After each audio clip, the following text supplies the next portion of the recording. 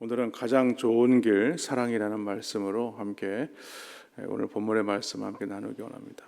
고린도전서 13장 말씀은 너무나 우리가 잘 아는 말씀이고 이 말씀을 암송하는 분들도 많이 계십니다. 이 고린도 교회에서 우리가 말씀을 보고 있지만 오늘 고린도 교회는 많은 은사를 가진 교회였습니다. 방언도 또 예언도 지식도 아주 풍성한 교회였습니다. 하지만 그와 함께 다른 것들도 풍성한 것이 많았어요. 뭐냐면 분쟁이라든가 시기와 질투도 많았던 교회가 바로 고린도 교회입니다. 그래서 사도 바울은 여러 은사들에 대해서 설명한 후에 고린도전서 12장 31절에서 그렇게 말씀했었어요. 너희는 더욱 큰 은사를 사모하라. 더욱 큰 은사를 사모하라고 하면서 내가 또한 가장 좋은 길을 너희에게 보이리라 라고 이렇게 말씀을 합니다. 그리고 이어서 오늘 고린도전서 13장에서 그 가장 좋은 길이 무엇인지를 우리에게 밝히고 있습니다. 바로 그 길은 바로 사랑의 길이다. 사랑의 길이 바로 좋은 길이다. 그것이 가장 큰 은사다. 이렇게 말합니다. 여러분, 우리가 생각할 때의 은사 그러면 예언의 은사, 방언의 은사, 그런 은사들에 대해서 그 은사가 더 크다 말하고 얘기하지만 가장 큰 은사는 오늘 말씀을 통해서 우리에게 보여주는 것처럼 바로 사랑의 은사입니다. 가장 큰 은사는 사랑만큼 중요한 은사가 없다라고 지금 말하고 있는 것이죠. 그래서 그 좋은 사랑의 길이 무엇인지를 오늘 말씀을 좀 이렇게 짧지만 쭉쭉쭉 한번 읽어보도록 하겠습니다. 먼저는 사랑이 없으면 아무것도 아니다라고 말합니다. 이것은 사랑의 어떠한 사랑이 없는 신앙은 허무하다라는 것이죠.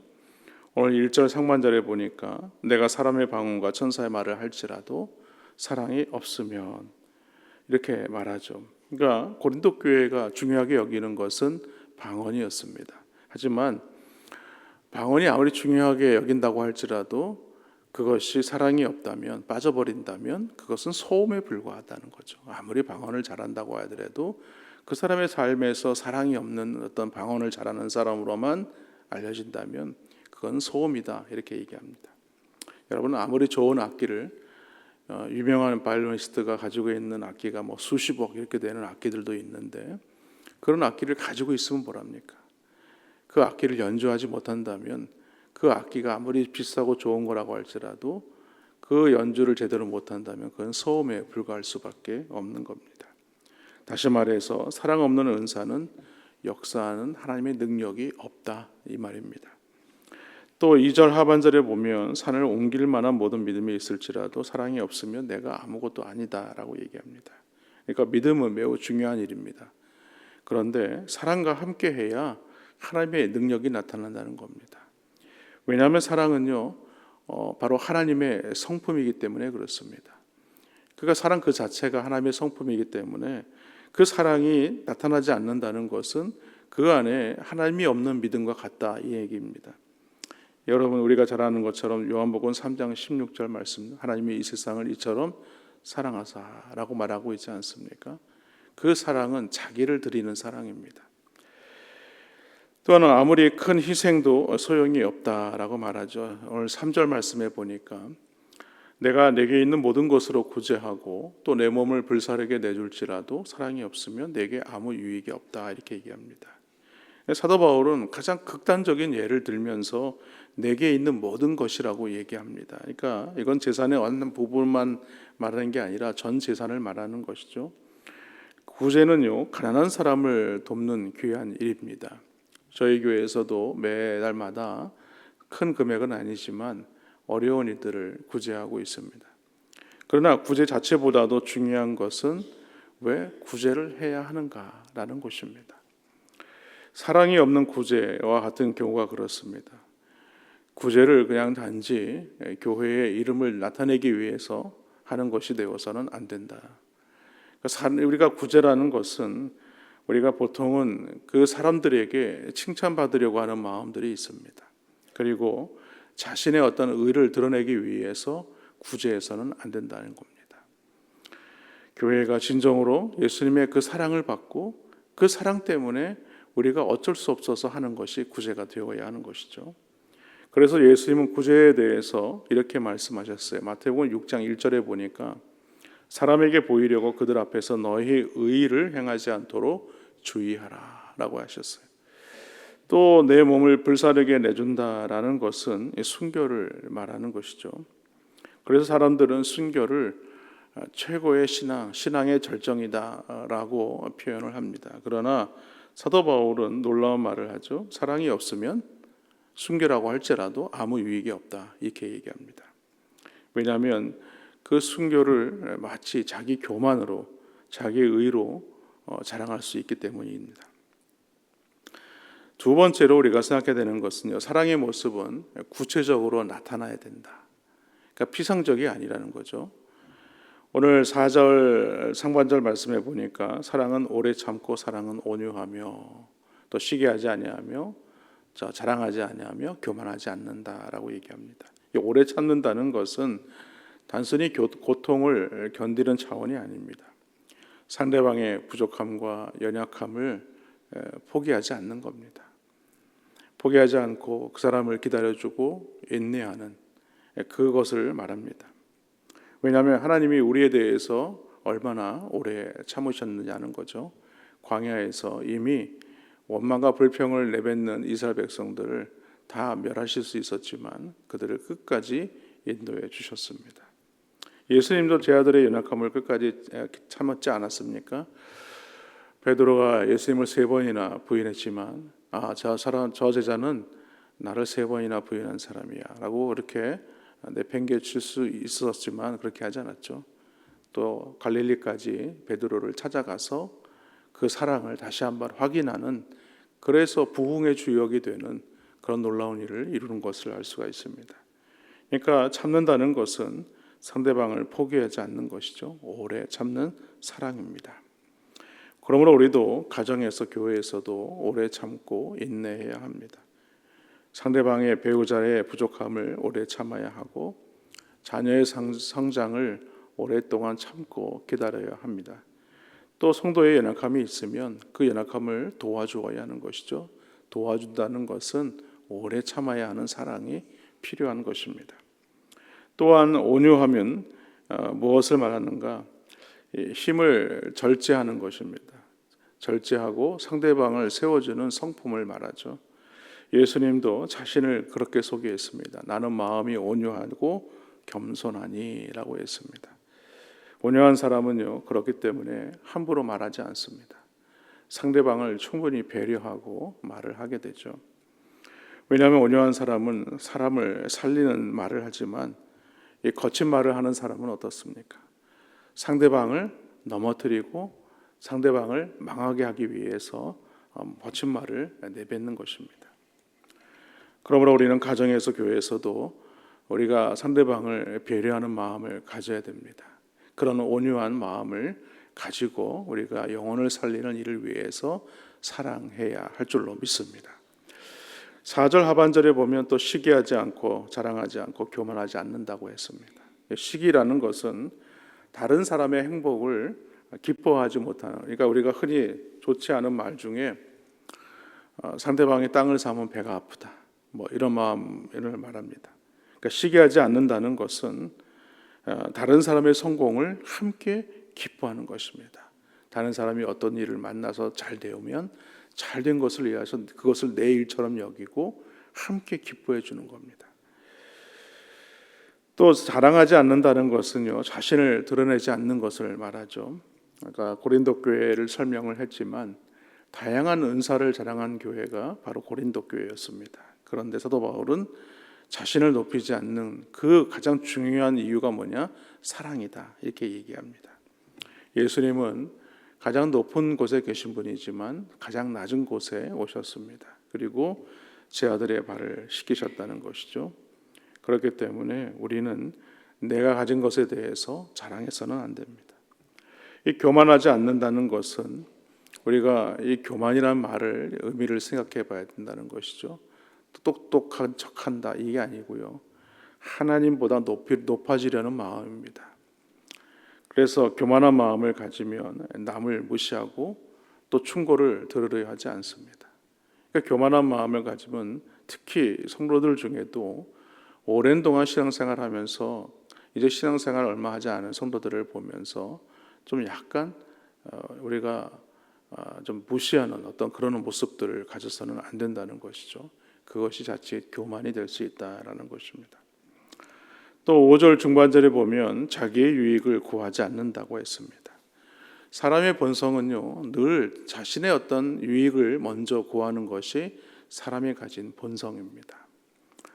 그런데 예수님의 사랑은 그렇지 않죠. 자신의 유익이 아니고 하나님의 뜻이 우선이었습니다.